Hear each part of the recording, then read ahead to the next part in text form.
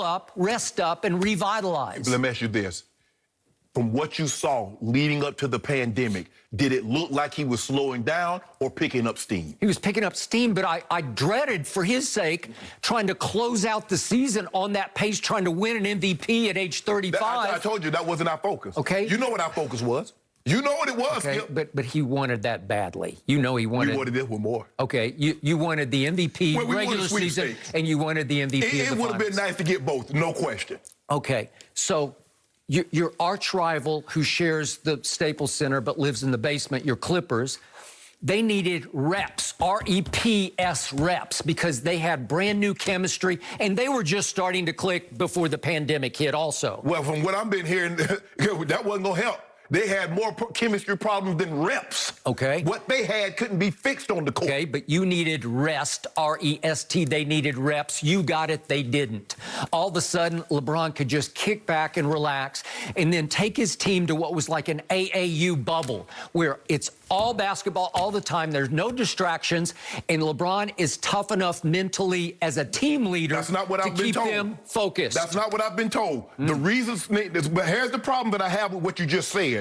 You said the Clippers were going to win the title because they were the more mentally tough team. Now, everybody knew at the beginning of the season that the Lakers had two of the top 5 players, LeBron and AD, but that didn't matter because they were weak, and people kept saying, Charles Barkley and others said, AD doesn't have that dog. LeBron is mentally weak. Now they go down to the bubble. Skip, it was so easy to be in the bubble. Why was everybody else cracking when they were thriving? Because LeBron understood he had a great opening to go, if I may say, steal a ring. It's not stealing, it's just the opportunity was golden. It's as golden as the gold on your robe or whatever this is.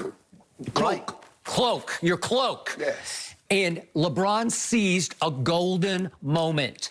He said, let's max this out. Let's stay focused here. Half the Clippers didn't even want to go to the bubble. So why, you know it, and I know it. So why didn't they max it out? They had the same opportunity. Okay, maybe they lacked leadership. They didn't have a LeBron James because Kawhi's not that guy.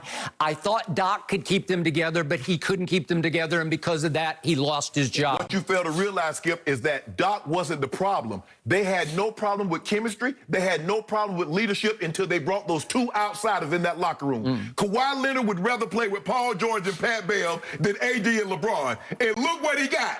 I wonder if he watched that game last night from his palatial estate down in San Diego. Did he enjoy watching us celebrate? He probably watched and laughed. That's what he did. He LOL'd the whole game because it was so embarrassing how much better your team was than the poor team that was put up against them. You know what's embarrassing, Skip? They had a 3-1 lead and was up 19 and 16 points and couldn't finish and off 12. And could not finish off the Nuggets. That's what's embarrassing. Looking ahead, we got them, we got them, and you don't got them. And Kawhi had 2 points in the second half and went over in the fourth quarter. That's what's embarrassing. Speaking of the fourth quarter, what was embarrassing to me last night is I was ashamed of your man, LeBron James. It had to end like this. Yep. They were up 32 in the second half. They were up 29 going to the fourth quarter. Yep. And your man should have taken a bow and said, thank you very much. We got this. I'm out. Nope. He should have dropped the mic after 3 quarters. But what did he do? He kept on keeping on. He was playing bully ball all night because nobody on that team can stop him from getting to the rim. And why? Jimmy Butler kept insisting on, I got him, I got him. At least let Iggy take him for a while. At least let Jay Crowder try a little bit. Jimmy Butler was done, but no, he's got to tough it out. He's got to show that he could go 2 ways. He can take LeBron on offense and take him on defense. And instead, it was a joke of a parade to the basket. The parade started last night, and I was ashamed for your man, LeBron, because... What you ashamed for? He is hot dogging, he is showboating, he is front running, and he is just piling up the points. Skip, for 14, 15 years, your guy kept his tongue out of his mouth. Yeah, but he didn't do this. No, hold on. He dunking on people and standing in their face. Okay, how about this with 4 minutes to go, if we could see this? Your man dunks and slaps the backboard. You want to talk about rubbing it in? He slaps the backboard and gets a technical foul as he hangs on the rim. Good. Way to go. Get him out, Frank. No. Where's Frankie V? Where's Frankie V? Get him out. Get him out. You cannot taunt this team like that. Yes, they you can. deserve better. No, they don't. Pat Riley and Eric Spoelstra deserve better than that.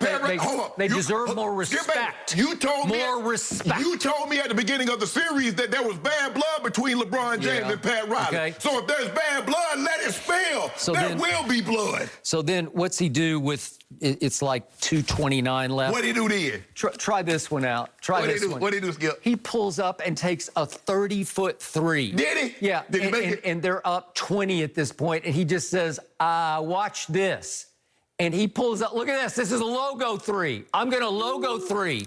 I'm going to rub it in with a logo three. Yeah. How aren't you ashamed of that? No, I am not ashamed. You should be ashamed of that, and he should be ashamed. No. That's no way to end that game. That is the exact way to end it. And then finally, I'm sorry.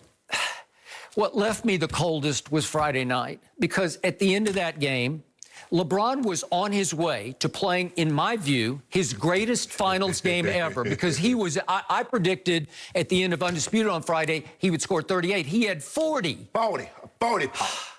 They wore their Mamba jerseys. You have to validate them. You have to bring it home. So he drives the ball, if we could see this, at the end of the game, and he should just power it right up through Jimmy Butler and get to the free throw line because he's got a hot hand. He's got to take this shot. This is his shot. This is his time. Really, Skip? Yep, you've got to take that shot. Four guys that got wide open. You've got to take that shot, and he kicks it back to Danny Green, the poor scapegoat that Danny Green has always been in his career. Scapegoat in San Antonio and a scapegoat here.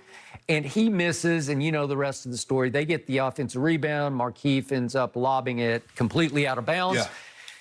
That could have put a huge exclamation point. I would have given him a standing ovation if he had gone to the free throw line and made those two free throws.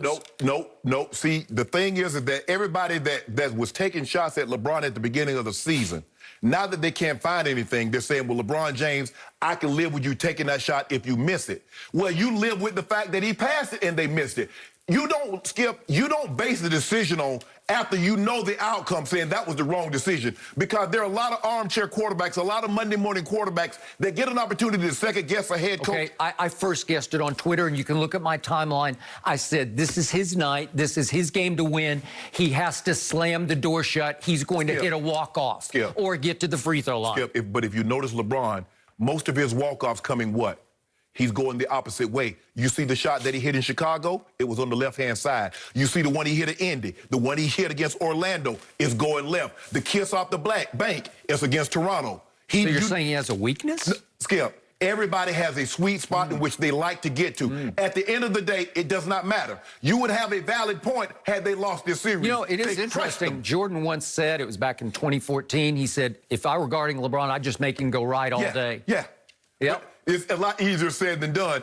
Trust me, Michael Jordan could not guard LeBron James. He couldn't even guard old Magic. Remember, Magic put a triple-double on him on game one, and they had to put Scottie Pippen, who picked him up 94 feet. So if you think Michael Jordan could stop LeBron from going anywhere without security, you're sadly mistaken. Shannon, he would have